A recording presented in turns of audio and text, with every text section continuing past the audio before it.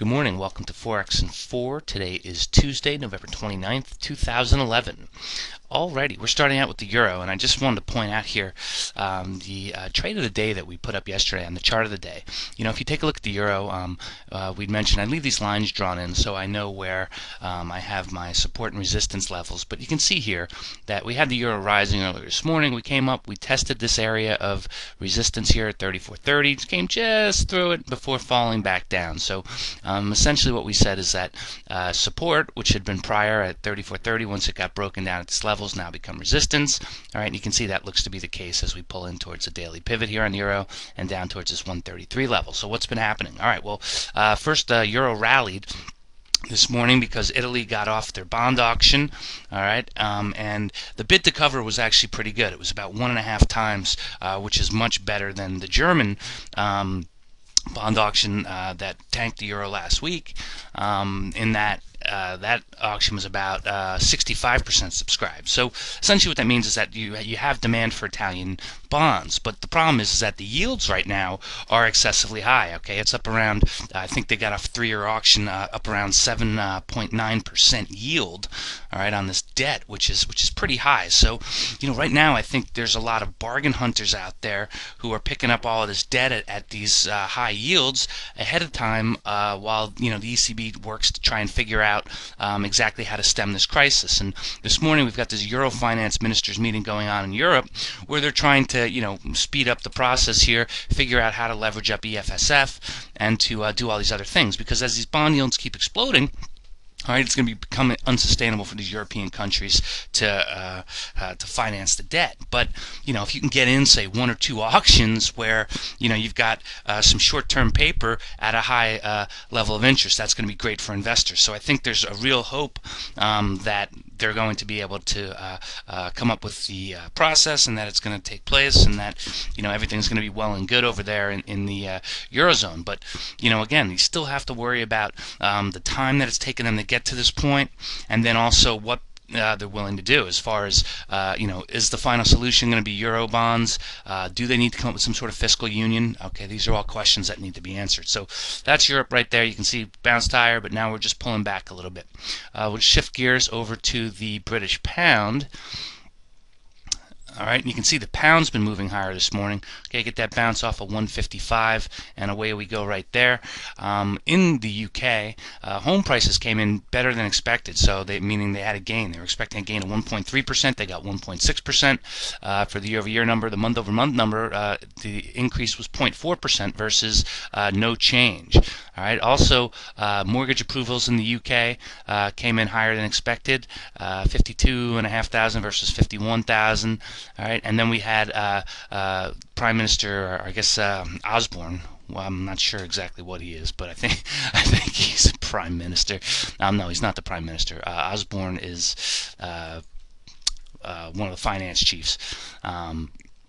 And you know, they're talking about what's going to go on and what the you know, how the UK is going to deal with the euro area debt crisis. But you can see here, pound's moving higher, and one of the reasons is that, you know, the Bank of England's had this bias towards monetary easing recently. Okay, they just increased the asset purchase program over there, all right, to try and support the stagnating government, but they still have very high inflation, and they keep claiming that, you know, somehow inflation's magically going to come back down to their 2% target, but they're up at 5% right now. All right, prices appear to be going higher, and you know, they're saying no, it's just a temporary blip. Well, this temporary blip's been going on for a while, and that's you know, sort of been hampering the UK economy a little bit. So, you know, it's a fine line that they're walking over there that they need to be careful about. Just show you real quick here. We'll also look at dollar yen. All right, dollar yen, you can see we got up as high as about 78.25 before pulling back a bit here. A little bit of a risk aversion starting to pick up in the markets, but overnight we had Japanese retail trade figures came in better than expected, but the jobless rate came in worse than expected. They were expecting a 4.2% jobless rate, that's pretty good. Actually came in at 4.5%, so that's moving in the opposite direction. I mean, 4.5% jobless is still extremely good, and that's basically half what we have here in the U.S. But that, you know, they're hoping that's not a trend starting to make over there. So we'll just look at some other things here. You can see Aussie Okay, Aussie moving higher on the Europe news and on risk taking to start the morning. We've got back over parity. That's looking good there. Just want to show you oil. Let's take a look at oil and see what we've got going on there. But oil, you can see we had to pull back from about 100. Looks like we put in a little bit of a bottom here, 97.50, and now we're at 98.50, starting to move higher. So oil prices starting to creep back up there as well. All right, that should be helpful for the Canadian dollar. All right, if we look at that Canadian dollar strengthening versus USD, all right, we're back under 103 here. And later this morning, we're going to get U.S. house price index and home price purchase index, as well as the Case-Shiller home price index, which measures about home prices in about 20 different cities. So home prices, that's going to be important here because they use that as a metric in the inflation gauges.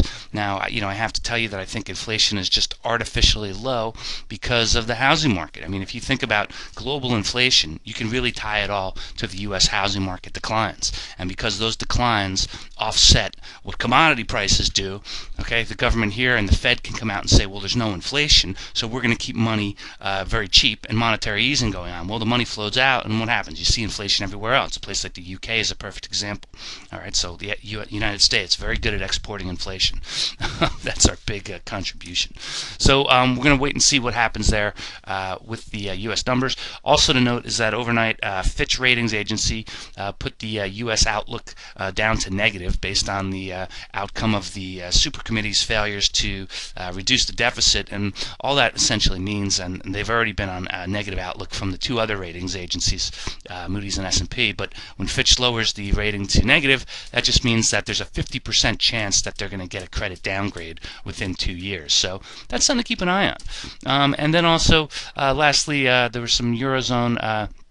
Let's go back and we'll look at euro versus, I don't know, let's take yen here.